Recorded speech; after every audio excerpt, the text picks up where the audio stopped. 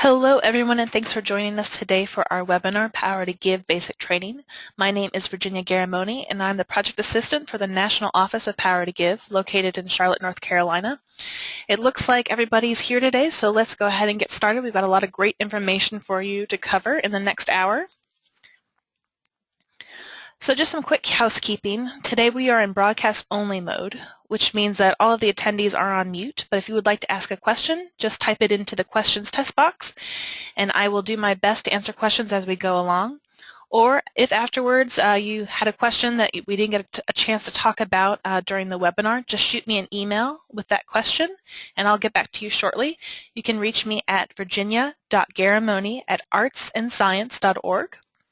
And this webinar is being recorded, and I will email you a copy of the slides from the presentation and the recording later this week. So please feel free to share the information with anyone else you think would benefit from having all this information we're going to be sharing with you today. So without further ado, let's get started. The goal of the webinar is to give you the basic knowledge and tools to successfully post and promote your Power to Give project. So looking at today's agenda, we're going to answer the following question. What is Power to Give? How does it work? Who will donate? And we're going to answer these questions by first giving you an introduction to the platform and a little background on why we started Power to Give. We're going to have a wonderful site tour where we'll get a chance to actually see the donor experience and what you will find as a site user posting projects. We're going to share a lot of great tips and tricks to posting successful projects on Power to Give. We're also going to look at different ways to reach your current donors and how to reach new donors. And again, at any point during the webinar, you can type in questions, and I'll do my best to answer them all as we go along. And I will also leave some time at the end of the webinar to answer any additional questions you might have. So here's a little background on Power to Give. The statistic that really sparked the idea was that 85% of most cultural consumers are not donating to the organization. We also found that 50% of donors would give more money if they had more information on how their funds were being used. And the number of people giving online continues to increase, and the huge success of the ALS Ice Bucket Challenge is a great example of the popularity of online giving. If some of our attendees have not heard of it, I'd be shocked, but do get a chance to Google ALS Ice Bucket Challenge, and you'll see a great example of successful and viral crowdfunding. So back in 2011, we launched Power to give donors a place to have a more personal relationship with the recipients of their money and an immediate say on how their dollars were being spent. Now, Power to Give is an online cultural marketplace. It's a place for nonprofit organizations to post projects they would like to have funded, and a place that potential donors can see projects that are in need of funding and donate to the projects that they are most passionate about. Power to Give is designed specifically for the cultural nonprofit sector, and how the funds are going to be used are transparent, and the site is also easy to use. You can think of Power to Give as both a marketing and a fundraising tool. You have a chance to let visitors learn more about your organization and give them the opportunity to help bring your projects to life by giving a donation. Power to Give is also a new donor conduit. It's a way to engage all of your patrons. Donors can give a little or a lot to your project with a minimum donation of $1. So no matter what their budget, your patrons have the opportunity to financially support your efforts. Remember, the power of crowdfunding comes from getting lots of people donating smaller amounts and having those gifts add up to a big impact. So how does it work? Well, first, individuals and matching donors will donate through Power to Give, which is set up and hosted by a local arts umbrella organization. In Montgomery County, as I'm sure you all know, your site is hosted by the Arts and Humanities Council of Montgomery County. Next, nonprofits come in and create and post projects on the Power to Give platform and promote it. Then the donors give and become involved in promoting projects in the area, and the cycle continues. Now, Montgomery County is in really good company. You can see from our coverage map that Power to Give is currently active in 25 communities across the country, and we have more communities getting ready to launch in the near future, so stay tuned for that. To date, Power to Give in aggregate has raised over $6.8 million for projects from nonprofits. We posted over 2,500 projects on the site and processed over 29,000 donations. The average project posted has a budget of about $5,000, but you can post projects up to $10,000 on the site.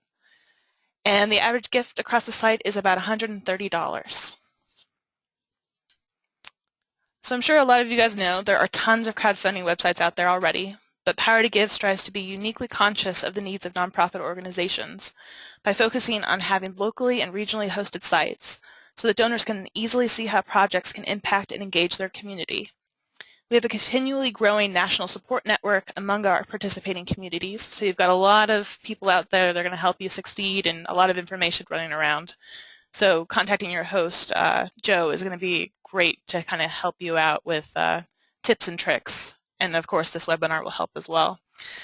We also support matching funds, which is great because it allows your donors' gifts to stretch even further. We have a gift card functionality on the site, and gift cards are a great way to spread the word about power2give.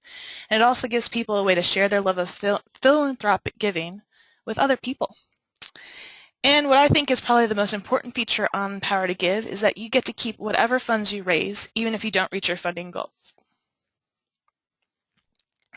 Okay, it's down to some nitty-gritty, some logistics here. So for eligibility, organizations who are prior grantees of the Arts and Humanities Council of Montgomery County and are either a 501c3 nonprofit or have a nonprofit fiscal sponsor or agent can post projects on power2give.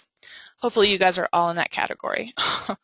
There's going to be an administrative fee of 12%. Now this covers all of our credit card processing fees, keeping the site up, promoting all of our local marketing and admin, and just think of it that there's no cost to you because you can build in the 12% fee into your budget. You just need to add 13.635% to funds, and that way when the admin comes off the top, you'll have the right amount for your project. And there's a funding timeline and processes, so when you've raised your money and your project closes, either if it's been fully funded or expired, you will receive money within 10 business days. I know I've spoken with Joe, who's your site host over there in Montgomery County, and he says he tries to get it in processed in the same day, but he figures with the mail and everything, just 10 days to be safe. And a bit of more logistics for you guys. The local host, so the Montgomery County Arts and Humanities Council, is going to be the charity of record for all of your power2give donations. So that means that they're going to handle all of the tax-deductible correspondence with your project's donors. But from a practicality standpoint, just think of them as your donors so you can continue to contact them and cultivate them as you wish. You're going to have 90 days to get your project funded. So when you receive the funding raised, again, you receive it 100%, whatever you raise. It's not an all-or-nothing platform. And all of your donor information is available to you at any time, and we're going to go over where you can access that information. And you also receive emails in real time as donors give to your project on the site. Okay, so how does it work? So basically you register, log in, and create your project. There's no deadline to how long it takes you to create your project. You can submit at any time. When your project's complete, you simply submit the project, and then someone from the host organization will review your project. And once that's been approved, your project goes live on the date that you choose. And if there are matching funds available, those matching funds will be applied automatically to any donor gift. So when picking the right project for your organization, think about what aspects of your organization excites you the most. It's also good to get the whole staff brainstorming about your project because it ensures staff buy-in for power2give projects and helps with getting them motivated to help you promote. Projects with a beginning and end date are usually best, and it needs to be something coming up in the future, say your next quarter or beyond, because again, the project will have 90 days to be funded, and you'll want to be sure that you have the money raised in hand before the project starts. That said, budget relieving activities are okay, but just make sure that they're engaging somehow because you want to be able to inspire your potential donors to give. You can also help raise funds for things like programming, equipment, and scholarships. There's really nothing you can't fund for. It's just about making it exciting for your donors. And of course, the most important thing is just to remember that the project needs to be compelling, impactful, something that tells your story and supports your mission. Okay, so I know you guys are super eager to actually see Power2give and how it works, so we're going to jump out of the presentation real quick and jump into the site itself. So when you first type in power2give.org, this is your main page, and then your donors will go in and have a choice to choose their state and their location. So I'm going to just choose Charlotte because that's where I'm at. And then they're going to be presented with all the projects that are available for funding. So right now we've got 6 projects up on the Charlotte site. So you can take a look, and I kind of like this guy in the top hat, so I'm going to click on him and see what he's all about. And it says keep art present in classrooms, so they have a chance to look at the image. They can click on the video and learn more. They can read all the project narrative and learn more about the project. Look at the budget if you've got that. You can also see what the donor benefits are. And so once you go, hey, you know, I like this project, I want to donate, they simply put in the amount that they want. So I'm going to give these guys $5, and then they add it to their giving cart. And then this gives me a chance to take a look at my donation and say, yes, I want to give $5. I see that there's a sponsor match, so that means my $5 is doubled to $10, which is exciting. It also gives you a chance to look at other projects you might be interested in donating to, so there's a recommendations for you. And I'm not interested in donating to another project right now, so I'm going to go ahead and complete my donation. Okay, so I'm going to give $5. I'm going to type in my details here.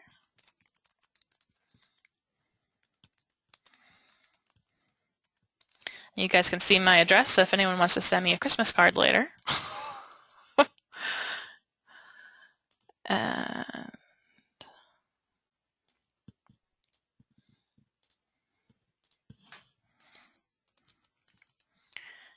Okay, I'm in the United States. I'll get my phone number.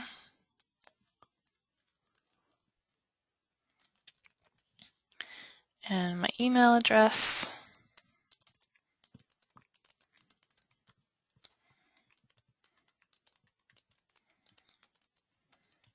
Riveting stuff, I know, guys. Stay with me. Okay, in this case, I'm going to pay with a gift card. So my gift card number.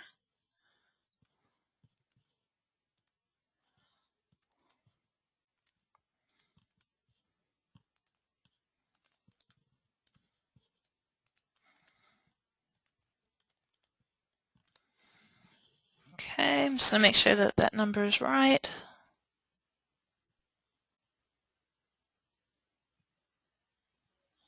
Okay, I'm happy with that, so I'm going to go ahead and complete my donation. And say, yes, I'm happy with that, submit my gift. And it says, thank you so much for supporting the arts and culture. And then I will have an email sent to me that says thank you for my gift and will tell me who I donated to. This page also gives me a chance to share the project with friends and family.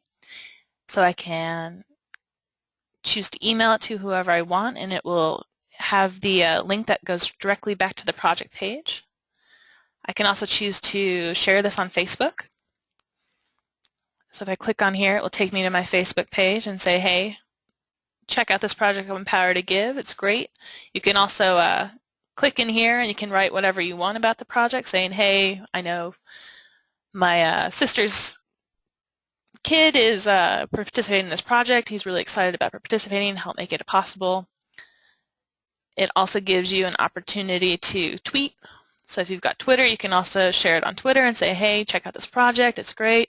I'm really excited. I donated to it, and you guys should too.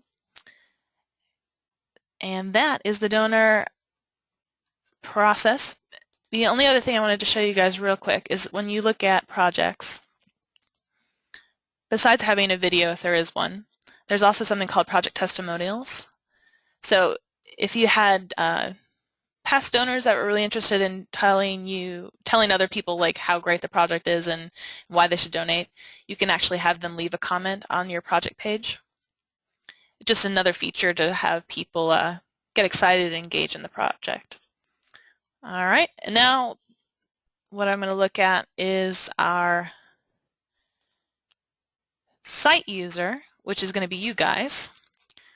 So when you come to power2give, you want to select your state, which is going to be Maryland. But since I'm a site user for Charlotte, I'm going to use North Carolina. And so you go into power2give, and you scroll down, and it says Create and Manage Projects. So you click on there, and if you're a new user, you can check and say, am I eligible? And it'll take you to the frequently asked questions and say, so who can post on power2give? And I can read this and say, okay, yes, I'm a 50c3 organization that's received funding in the last 3 years, so I'm good. And then you can register. And so if you're registering for the first time, you just go through and fill out all the details here. If you have solicitation license information required in your state, that's going to be really important because you won't be able to post a project without a current expert solicitation license. And then you can select from all these different organizations, and if you don't see your organization listed, that's okay. You just want to hit Add New Company, and then you'll be able to add in your organization details. But since I'm already registered, I will log in with my details. And it's nice it actually remembers who I am. And so when you log in, this is going to be your dashboard. And I'll let them save the password. So this is your dashboard when you come in. And if you've never posted a project before, it will automatically open up to a Create New Project. And this is a nice little toolbar down up here. So everything you could need on your dashboard is easy to find. So create a new project. If you have any of your donor reports, that's where this is going to be. If you need to change any of your details, that's going to be under Manage Account. Change passwords, pretty self-explanatory.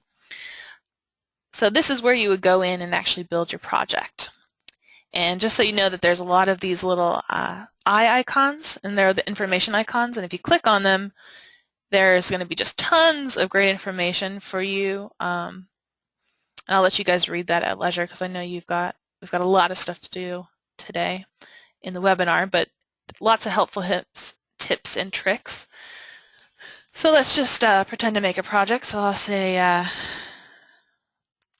Ginny's Amazing Circus, because I'm going to donate to make a project for a circus in Charlotte, and I'm going to have $1,000 is going to be my budget. I want to post it on Monday. So posting start date is when the project is going to go live on power2give, and the project start date is going to be when the project is actually going to go live in the real world. So it's going to be sometime after the project end date. And you can just work out with your programming like what the project will be and what the dates are.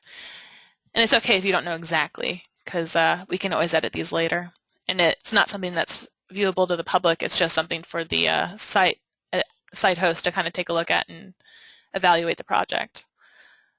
So we're going to say it's all these different things. Then you can choose a visual. So the thing to keep in mind with a photo is that it has to be under 1 megabyte or 250 pixels in height and 250 pixels in width. So you just go in and find an image on your computer. So I'll pick this one. And then if you have a YouTube video, it's real simple. You just go into your YouTube account after you've uploaded your video. You right-click on the video to get the video URL, and you copy that. And you go back into your project page, go in and paste, and then you can say what your project's about. So I'll say, this is a great project, fund me. Of course, yours are going to be much more exciting and elegant. And I'll say, get a handwritten note from our performers. And then the project notes section is basically notes to the host administrator. So if there's anything that you want them to know before submitting your project, it gives them a chance to say, hey, what do you think about my picture? I need to do anything else, or do you like my video, or not so sure about my project video, or project budget, can you give me some advice? This is just a place for you to kind of send notes along with your project so the person who's reviewing it has a little more information. Okay, so if you want to save this and maybe work on it later, you just hit save, and then it'll be populated in your projects. And if you want to go back in and edit, you just go over here and say edit this project, and it will take you back to the project page, and you could go in and change whatever you want in here. And if I'm saying, hey, I love it, I'm ready to submit, the first thing you have to do is read your terms and conditions and say, yes, I accept. And then you can submit this project. And it will go out to the host organization. They'll receive an email, and you usually get a reply back within the first, I think it's about 3 days. And they'll either say, yes, it looks beautiful, we're going to go ahead and post it live, or they may come back and say, you know, your project needs a little bit more work. Have you thought about maybe changing your narrative a little bit? Or, you know, maybe the video needs a little work, and they say, hey, can you go back in and maybe make something a little clearer? So again, you'll get all the emails, and you can just go back after those emails, and you can come back in and edit the project, and you're good to go. So that's basically the ins and outs of the dashboard. Did anybody have any questions? Let me just check. It looks like everybody's still on board. Let me just double check. I haven't missed anybody. Okay. Easy peasy. I think you guys have got it figured out. Like I said, it's pretty simple. So let's jump back into our basic training webinar, and we'll just talk a little bit more. Again, this is just a review of what we talked about before on the project dashboard, just some simple elements. Oh, I've got another question coming through. So you can have logins for multiple people. So Carmen's asking this question. Carmen, you can have logins for multiple people, but to keep all your projects in one place, we usually recommend you guys have a general power2give email, or just have one person assigned, and then you can log in under that email address. That way you can have multiple people working on the same project. So hopefully that answers your question, because it's just makes it easier, because every unique user will have their own project dashboard with their own projects, and it's just good for one organization to have all their projects in one place. So again, just jumping back to the slide, the key features are basically, you know, pretty simple. They're all up above, so you know you can change your password, manage accounts.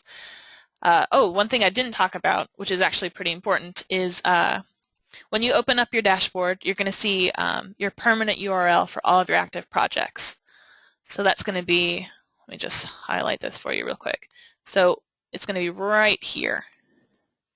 And basically what this is you can use this URL and send it out in emails, or anytime you're talking about your project, you can give them that URL, and it will go directly to any of your project pages. So it's a really good promotional tool.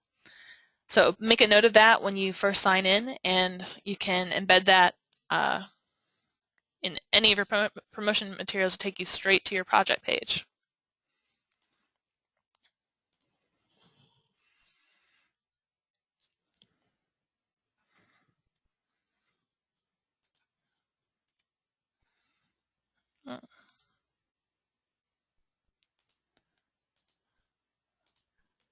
There we go.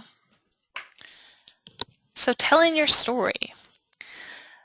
The first thing you need to know is that your title, photo, and optional video are the most important elements, because they're the first impressions of your project, so you really want to make it count.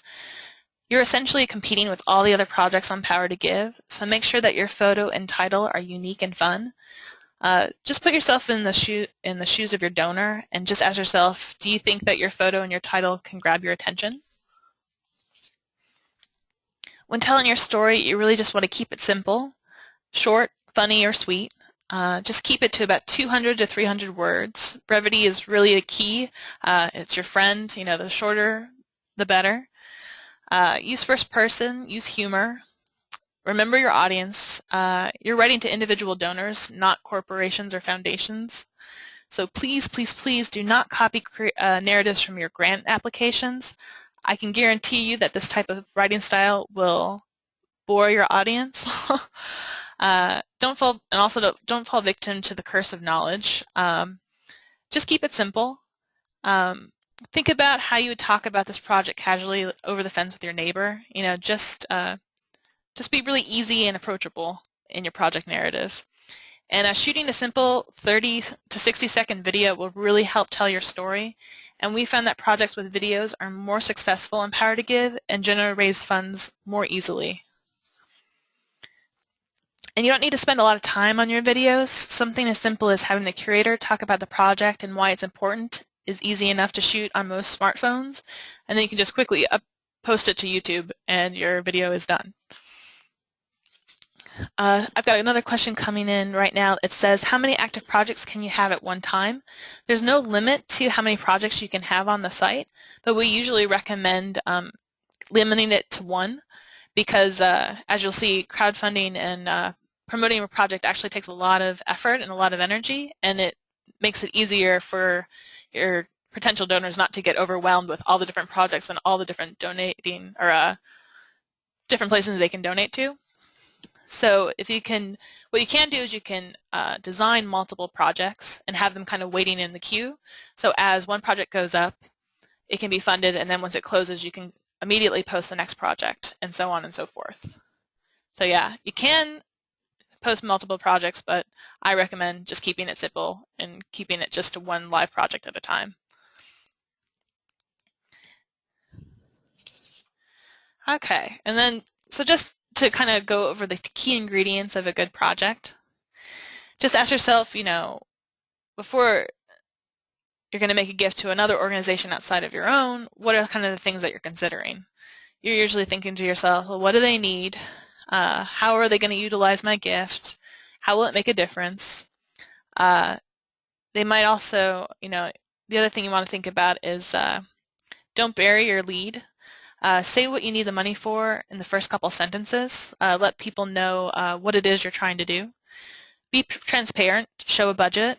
It's really nice when you can break down the costs so it's easy for the donors to understand where the money's going. It's also kind of a nice tool for donors saying like, oh, if I only need $50 for the art supplies, oh, I could donate $50, or if it's $100 to fund one student for a scholarship program, hey, I want to donate $100. So that's another reason why it's good to break down your budget. And just remember, you know, just have fun with it. You know, if you enjoy reading your narrative, you know, your donors are going to as well. So we're going to just look at just comparing two projects. So this first project, in my opinion, is a little bland, a little boring.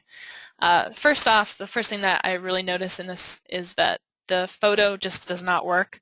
It's everyone in it is really small and having a hard time kind of seeing what it is. It's not really telling me a story. And then the title is a little generic. It doesn't really excite me. The other thing is I notice that there's no video, so I kind of don't have a chance to, because when I look at it, so I'm first looking at the photo, I'm looking at the title, and then I want to watch the video to see if I'm interested in reading more. And then when you look at the narrative, it's just a little too long. It's really lengthy and it doesn't really engage me.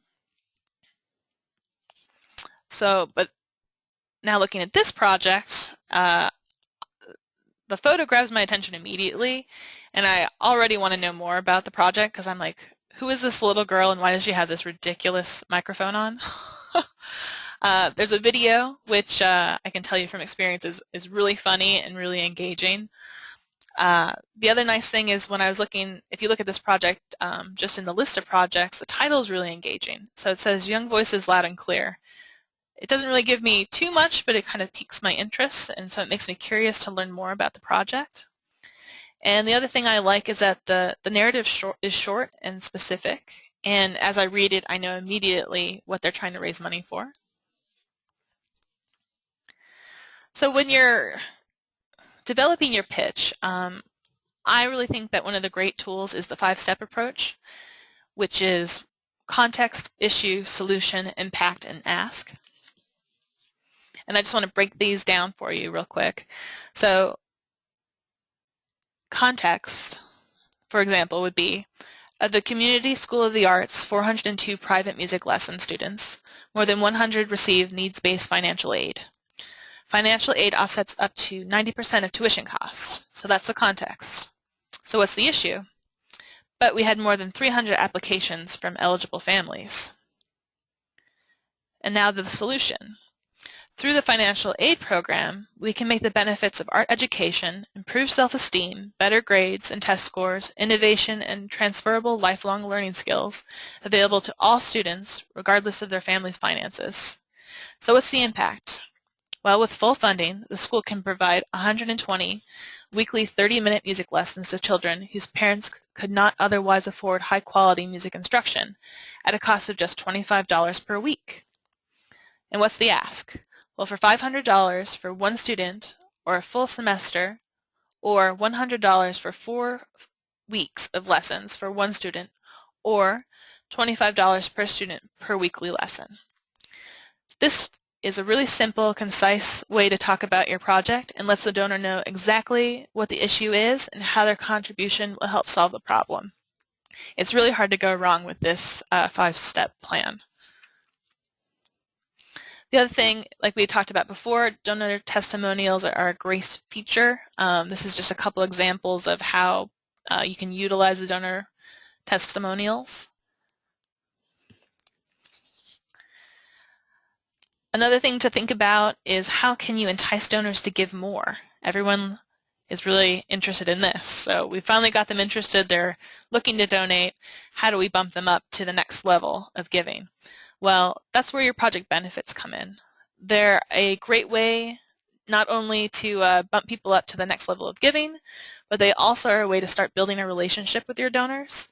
And we all know that building relationships is essential to cultivating long-term supporters. And we found that statistically, over 40% of donors on Power2give are donating for the first time to the posting organization. Now, this is a huge number of potential donors to cultivate as long-term supporters. We kind of think of it as like the gateway donation to organizations, Power2give. So creating memorable donor benefits can be a lot of fun and can give you a chance to think outside the box and be creative. So some things to keep in mind. Power2give prides itself on ensuring that every donation is 100% tax deductible. And to guarantee each donation on Power2give is tax deductible, we cannot offer any donor benefit with a cash value, since it would impact the tax deductibility of the gift. So this means donor benefits cannot include cash value items like tickets, memberships, admissions, CDs, books, coffee mugs, etc. So what you want to do is you want to offer benefits that thank, recognize, and engage your donors. So for example, you can thank your donors on social media or post their names on your website, because everyone likes to have kind of like a public praise of their good deeds. You can send a handwritten thank you note from project participants. We find that this is really popular with our donors. There's nothing really better than that kind of personal touch of a handwritten thank you note. I have a couple at my desk actually that are kids that have participated in different projects that I've funded over the last year, and it's always just really touching to see the impact that you've had on young people's lives. So I really like the thank you note. The other nice thing is if you've got donors that are giving a high amount, having like VIP events are really attractive. So for example, you could invite the donor to meet with the curator and the artist over a cup of coffee. You could also invite your donors to special behind-the-scenes experiences, so maybe a backstage tour of a theater, or give them VIP access to get to the front of the line when they come to the performance. Really, the ideas are limitless. The other thing that's really helpful to bump people up to the next tier of donating is to basically to have the project needs as a motivator for how much to give. So for example, for $50, you can cover the cost of art supplies for one class of children and receive a handwritten note from one of the children. So how will donors come? That is the big question. So from the site host perspective, what they're going to do is promote the Power to Give brand. So they will have some kind of information on their website. Usually on their homepage, there'll be a Power to Give logo or a place to look for more. They may send out email messages to talk about Power to Give, the platform. They might use social media like Facebook and Twitter to talk about Power to Give and the different projects that you could potentially donate to. They're going to be working to have a lot of PR and media attention focused on the Power to Give site. They're also there to help you with technical support and helping you with the project design. I know all of our hosts have seen a lot of projects and they know the ones that are successful and the ones that maybe don't work so well, so they're a really great resource to kind of give you feedback. And they're also going to be there to help secure matching funds so that your donations go even farther. But the thing to keep in mind is that they are not responsible for promoting individual projects, so that is all up to you. So remember that the whole post it and they will come is not a good strategy. You really need to promote your project in your community to get people interested and get those donations flowing. Remember to use that permanent URL in all your communications. You can have it at the bottom of your signature. You can have it, embedded in an actual email ask. You can use social media to promote your projects and invite your followers to participate. It's good to send different messages for different audience segments. You can work with your marketing department to incorporate Power to Give into their future plans. So just remember, it's your project. The more energy you can put in it, the more you're going to get out of it. And if you just kind of post it and leave it, you're pretty much guaranteed not to get very much funding because no one will really know about it if you're not really promoting it yourself.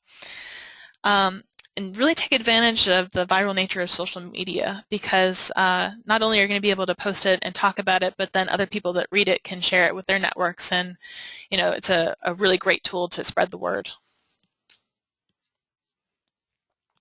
The other thing to think about is your donor prospect pools. So of course, you've got your primary networks, and this isn't rocket science. These are the individuals that can easily get you to that 30% of funding and beyond.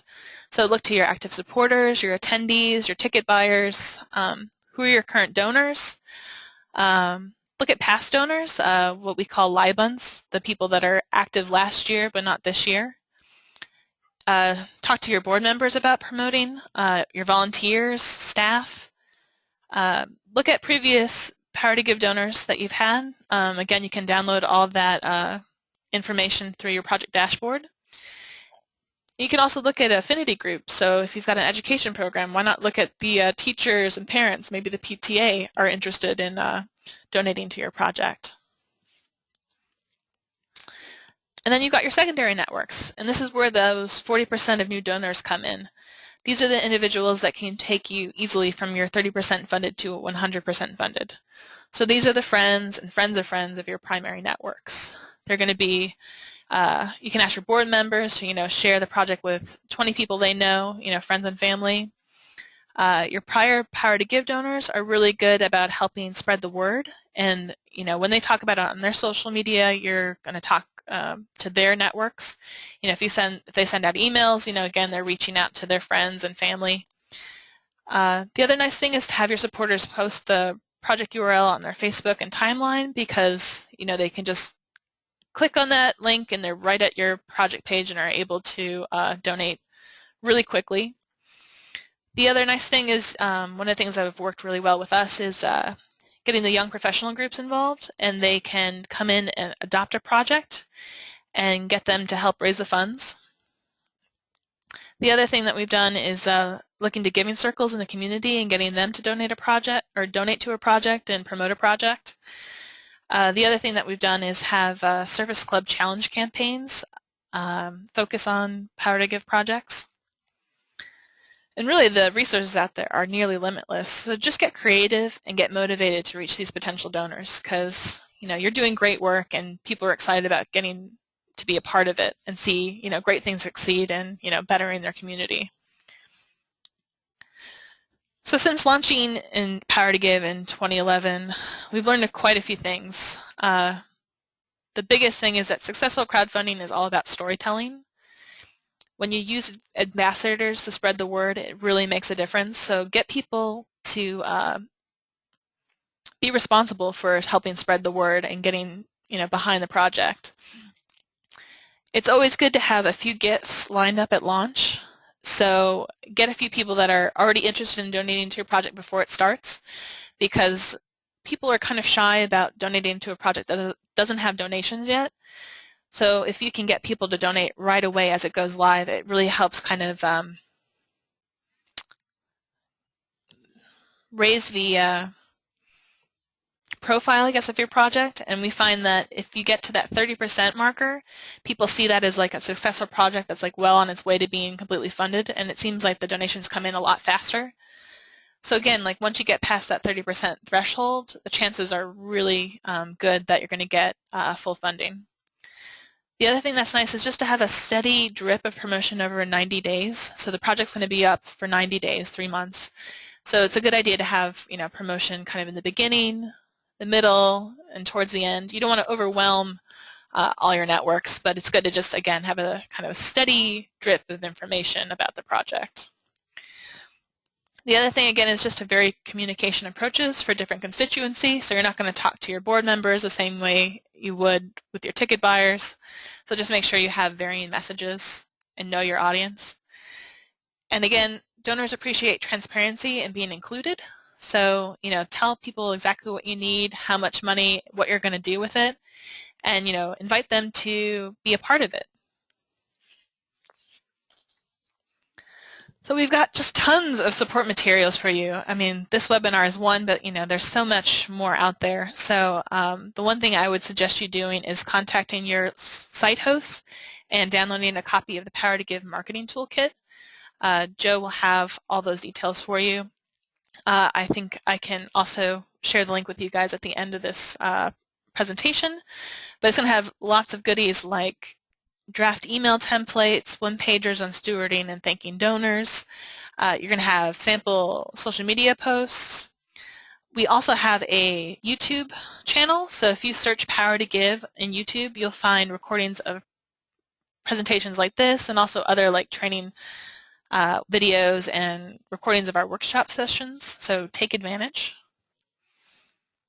So after your project's closed and hopefully you've received 100% funding and you're really excited, you've got all of these Power to Give donors, and you might ask yourself, so what now? Well, technically they've given to Power to Give, but they really should be thought of as your donors. So be sure to incorporate them in your donor database management system. It's something that some people kind of tend to overlook. And remember that the initial donor thank you process is automated. So donors will instantly receive automatic emails from Power to Give confirming their gift. The donor will receive a text acknowledgement letter from the host. So in your case, that's coming from the Arts and Humanities Council of Montgomery County. You'll receive notification that the gift has been made. So you'll get your own email saying that so-and-so has donated to your project. And then you have instant access to all of the donor information via your project dashboard and the donor reports. And one of the things to keep in mind is fundraiser will always tell you that donors need to be engaged 4 to 6 times before being asked for more money. And Power to Give provides you with 3 great opportunities to do that. So when you thank your donors, you can do it the first time when they first give to your project. The second time is to thank them again when the project is fully funded, like saying thank you so much, look at what we've done thanks to your help. And then the third time would be when the project is executed. You can go back to your donors and say, hey, look at all the good we did. I wanted to share the impact with you. Thank you so much for donating. And you've got their information, so you should use it. Take advantage. Invite them to other giving opportunities in your organization. Make them part of your annual fund drive. And again, don't forget to incorporate them in your donor database so everyone in your development team or in your organization know who they are and what they've done so far. So really, in summary, it's a partnership. Power2give is a partnership. Power2give works with the host and cultural organizations to, to have success with your organization. The host will provide the infrastructure and the support, and then you guys as cultural organizations provide the projects and promote them to your audience. Donors support the projects that they are drawn to and share with other donors. And, we make sure that the giving process is really easy and that donors have an opportunity to share their passion with others with the social media tools that we have embedded in the site. So really, guys, that's the end of our basic training webinar. So over the last, not quite an hour, we've covered tons of information, and I want to thank you all for attending, and hopefully you found it useful. This slide, again, will have some other useful links in my contact details, so feel free to email me anytime. I'm going to stick around for a few minutes to answer any additional questions you all might have, and for those of you without any questions, thanks again for attending. Enjoy the rest of the afternoon.